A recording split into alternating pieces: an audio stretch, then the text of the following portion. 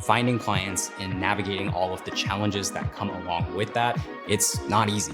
Once I got to the point where I felt confident in managing client relationships, it allowed me to feel more empowered in my creativity and the quality of work that I was able to deliver on those projects.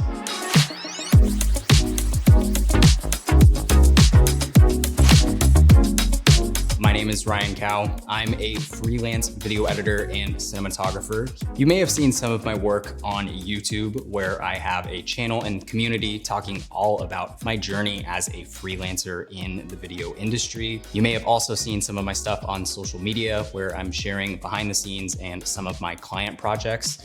And as of more recently, I've been stepping into the narrative space, doing some short films and even feature-length documentary work. In today's class, we're gonna learn all about how to book clients and navigate those relationships, from finding clients to managing their expectations, dealing with notes and feedback, and most importantly, getting repeat clients. I'm gonna take you on a quick dive behind the scenes on one of my past client projects for a pretty big brand and look over some of the notes and communications that I dealt with in order to get that project to the finish line. If you're somebody who has never worked with a client before, or you've been doing it for 10 years now, no matter if you're an editor or if you're in the video production industry at all, there's going to be something for you here today that will help you navigate your journey as a freelancer. By the end of this class, what I hope you're able to walk away with is an understanding of the client dynamic and realizing that it's a lot simpler than it seems. I couldn't be more excited to share this class with you today. It's information that I think would have easily kickstarted my career in the very beginning had I had it. Let's dive in.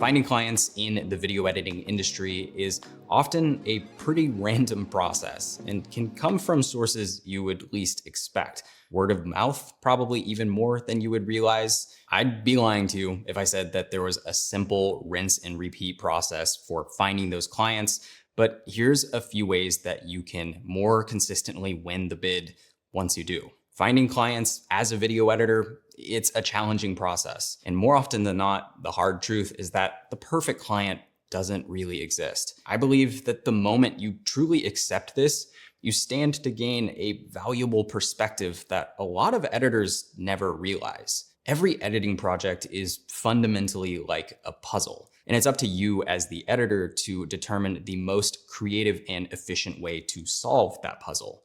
In a lot of cases, the person who provided that project to you doesn't even know what that completed piece looks like. So how can we show them that we have the skill set to be able to take on the project? How well can you take a batch of poorly captured or disorganized footage and turn it into something that actually tells a story? On some occasions, you might have a client who absolutely knows what that completed edit looks like. So does this mean that they're a perfect client? Well, no. This does remove one step out of the creative process for us as an editor, but it doesn't necessarily make our jobs any easier. So how can we begin to find those ideal clients for our video editing? Well, it can kind of start at the root, our portfolio. A great way to maximize the amount of client style or culture fits for your own particular work is to make sure that you're regularly keeping your portfolio up to date with the work that you want to be getting. Let's say you have 2 music videos in your portfolio, but you're not really interested in doing that kind of work for your future or potential client projects, then that's definitely not a great start to finding your ideal client. Just in the same way that a client needs you to edit their videos to represent them to their audience, you need to edit your portfolio for your audience, therefore your potential clients. Expanding and optimizing your portfolio in this way is such a powerful tool. And we covered a lot about this in another class. So if you're interested, maybe go check that one out.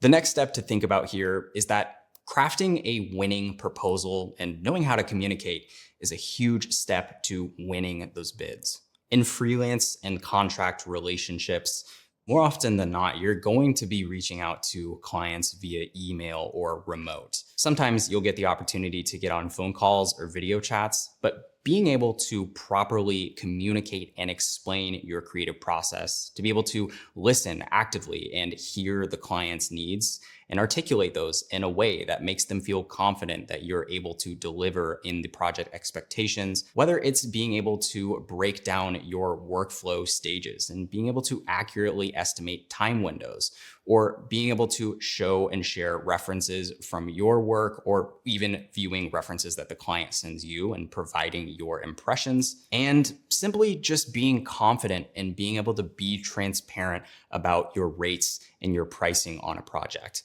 Clients love flexibility. You certainly shouldn't undervalue yourself, but it doesn't go unrecognized to be somebody who is going above and beyond and providing maybe a little bit more than what some of the other freelancers they're in contact with are offering. It really does make a big difference to be confident about how much you want to be paid for certain projects in your experience level and in your type of work. 7 years ago, some of my first paid editing jobs were making vlogs for other YouTubers. And I think I was maybe making like $100 for a 10-minute video that took me multiple days to edit.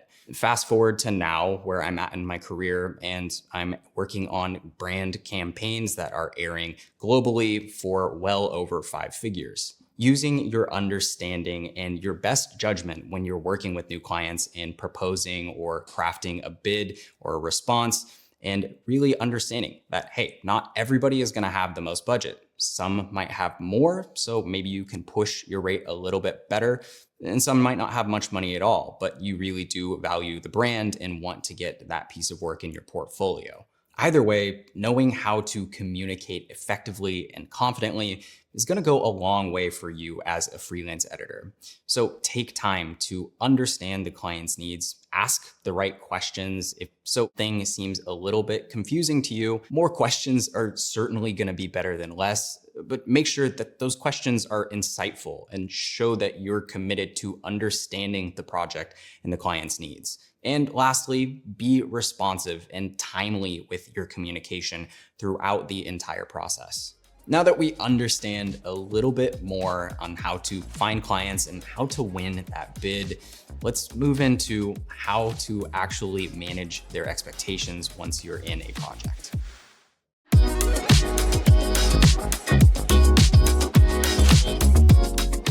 Learning how to manage expectations with clients, and especially how to deal with managing the difficult ones, is such an important step in building a successful freelance career. And even though we've already talked a lot about it already, communication really is the first key here. It is kind of the cornerstone to any successful freelance career, no matter the industry. Not every client will have as much technical understanding as you'd hope for. So being able to correctly articulate your words to match their experience level can go such a long way. Set realistic and clear expectations and ask more questions than less. It never hurts to over-clarify a certain component of a project that might be a little bit confusing to understand for both parties. Providing consistent updates throughout your post-production process is not only a good courtesy, but can help to inspire confidence in your client with the project you are working to deliver on.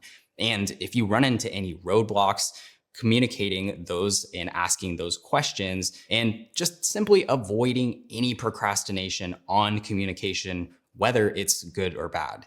This punctuality does not go unrecognized in this industry. So a good starting place if you're trying to refine these communication skills is develop a clear roadmap. What does your post-production process look like? Can you clearly explain all of the steps in your post-production process?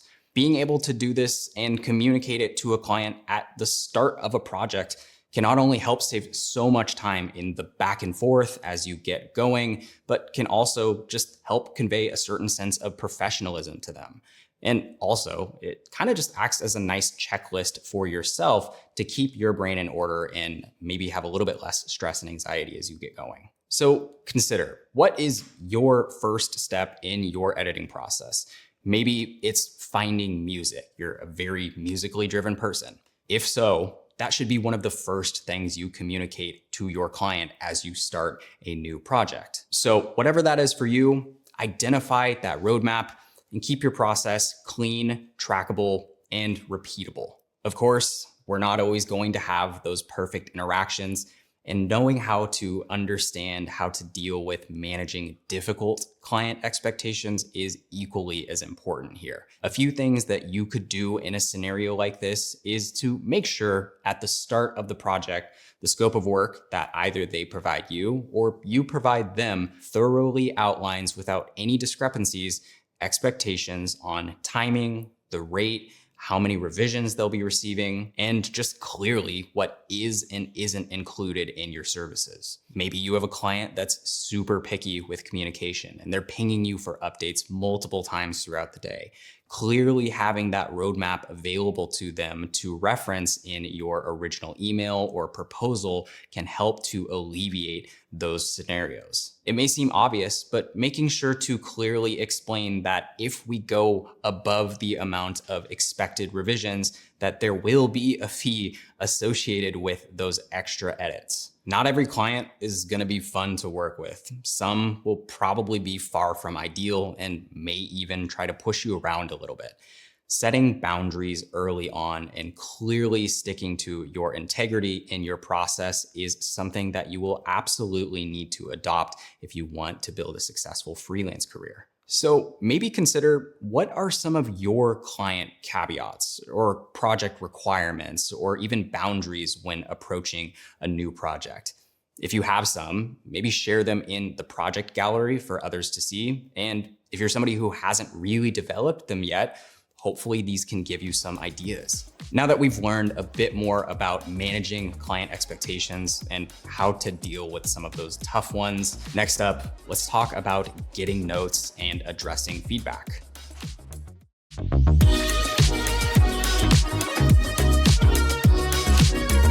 Getting feedback in revisions is an unavoidable part of the freelance video editing process. It's kind of this weird thing that we have as humans. Even if a project is perfect, if it's something that somebody is paying you for or something that they're hiring you to do, they always are going to want to find some way to make it just a little bit better. Getting comfortable with hearing this feedback and not taking it personally and figuring out ways that you can efficiently incorporate those revisions into your workflow will help you to build a sustainable freelance career.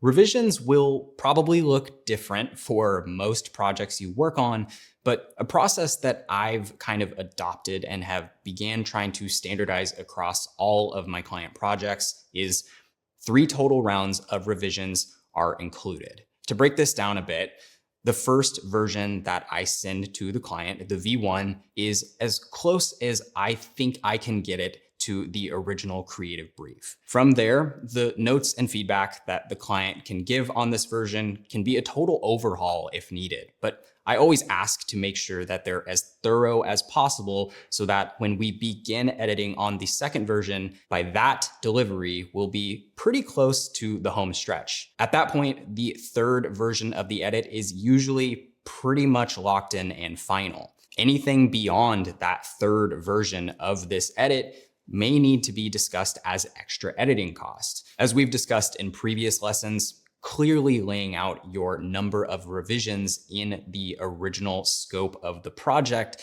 can not only help to save you a ton of headache, but can also possibly get you a little more money if you go beyond those revisions because the client's unsure of what they want. It's so important to be open and ready to receive these notes and feedback. But remember, you are the hired professional here, so you need to be honest with yourself about how you choose to respond to them. Clients are often passionate about the vision that they'll be hiring you to bring to life.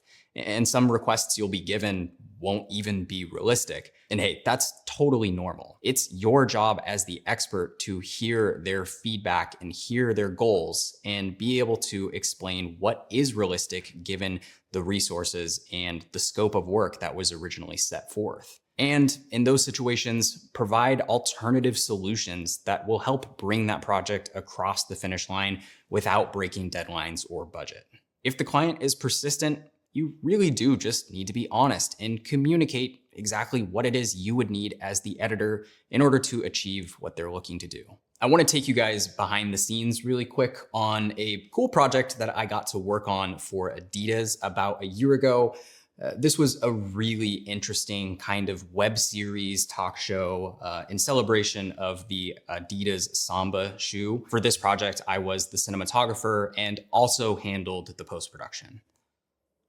Adidas wanted to bring together 3 unique voices in kind of the fashion and creative space to talk about some of their journeys in their creative careers, kind of all focusing around the Adidas Samba sneaker. It was a super interesting and fun concept. There was a host kind of interviewing each of these characters in front of a live audience, multiple cameras going. Definitely one of my favorite projects I've got to work on. What I want to show you guys here is a look into some of the revisions and communications I had with the director and the client in this post-production process. These notes that I received from the director were for a version 2 of this edit, and some of them are very thorough with timestamps, things bolded to take note of, but also some were pretty vague, and I definitely needed to ask some further questions. Right at the top here, he calls out to cut the fake Super 8mm film. I did sort of like a film emulation overlay for a couple of the B-roll shots throughout the edit.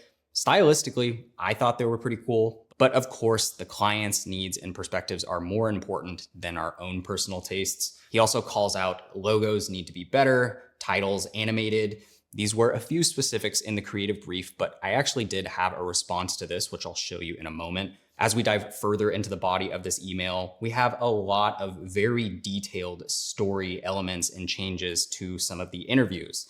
This brief, looking at it from an outsider's perspective, looks like a lot, but this client was very thorough in how he communicated some of these changes that needed to happen. A lot of them were pretty realistic and not too difficult for me to manage, but there were a few in particular that I definitely wasn't able to deliver on. So in my follow-up email to this and delivering the 3rd version, I left a few editor's notes just to clarify some of the changes that I made and also addressing some of the things I wasn't able to handle. One high-level note for feedback that he gave me, I took care of by adding a bit more spacing between each talent's responses as the host is asking the questions for the interview. We also added a few more story elements to help better illustrate one of the characters' kind of narrative things that they were trying to explain. But there was one note that I was definitely not able to handle, so I clearly explained that. Unable to more clearly conclude Miso's authentic self story due to the early parts of her interview being a bit timid and disjointed. On the surface, this might not make sense, but in the previous communication and understanding that I've given to the director and the client and everything that we've outlined, this was an effective way for me to say, hey, I wasn't able to change this. And finally, I let him know that the talent titles and intros are still placeholders because we were still waiting for the VFX to come back that was initially discussed in the creative brief. The whole point and the takeaway that I hope you get from this is to simply make sure that you're thorough in interpreting the client's feedback, making sure you're asking questions if something doesn't make sense or it's not realistic, and clearly relaying the changes that you made to make sure that they understand you heard and received those notes, and if they have further notes to clarify on that, they might need to add extra revisions. An easy way to take some of the stress out of the revisions process as a video editor is to use tools like Frame.io, for instance, that offer you a way to send versions of your project to a client that can provide them with a way to time code their comments on that video rather than having to condense everything into a big email. You may not realize it, but a lot of the cloud storage platforms that we've all been utilizing offer these video reviewing features. Great, so now hopefully you guys are a bit more comfortable and more confident in understanding the feedback and revisions process with your projects. Next up, let's talk about how to start getting repeat clients.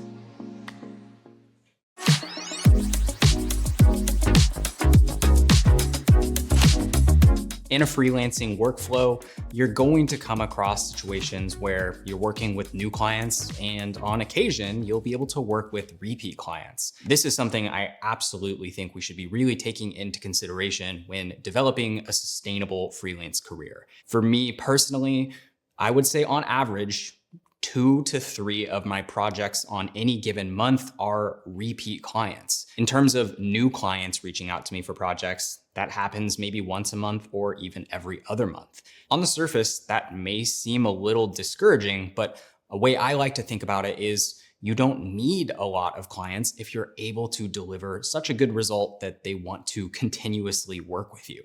So in this lesson, I want to take you guys through a few tips and some principles that can help you to possibly get a few repeat clients in your rotation. The first tip, and I think that this one is an even bigger priority than creating the perfect edit for the client: deliver on time or early every time. I know that sounds simple, like don't show up to class late, but seriously, this is a quality of a freelancer that clients will fall in love with.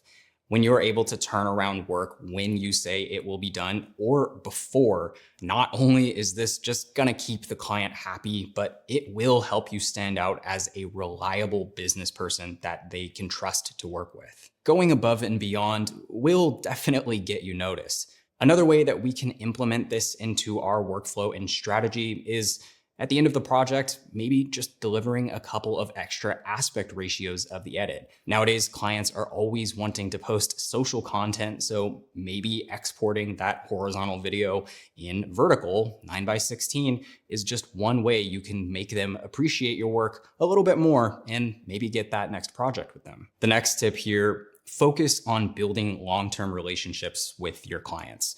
When it's appropriate, feel free to reach back out with clients from older projects. Check in with them, see what type of videos or content they're working on now. Maybe even share some of your recent work that you think they might find interest in. If you get the conversation up and going again, there may be an opportunity for you to offer some sort of a maintenance contract or even a retainer. When you complete a project with a client, if things went good, keep them in your circle. There's no reason you shouldn't maybe just touch base with them and ask them, how was the experience working with you? What are some things that you could potentially improve on in the future? And finally, if the conversation leads there and it feels appropriate, you could ask for a testimonial. At the very least, you could use this as a guide for your own growth and improving your business practices, but you might even get something that you would want to promote on your website or a LinkedIn of some sort. In the video production industry, there's a saying, you've probably heard it before: your network is your net worth. The fact of the matter is, you're not necessarily going to land every project that a client reaches out to you or you reach out to a client for. The simple fact is that you just may not have been the right fit for their current needs. But how you choose to respond to this and carry yourself as a professional in this rejection process could determine whether or not they'll reach back out to you for their future needs. This entire process of finding new clients for our video editing is definitely one that has its ups and downs, but the simple and kind of positive way to look at this, though, is you may only need to find that one client to sustain your career. If you have a client project that you were really excited about, or something about that workflow surprised you in the process, share it in the project gallery. Maybe let us know a bit about what happened in that client project and how it transformed your workflow in some way.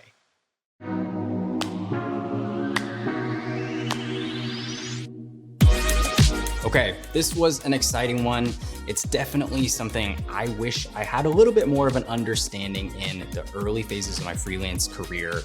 How to find those clients, how to win those bids and proposals, how to manage those expectations, dealing with notes and feedback. It's kind of intimidating.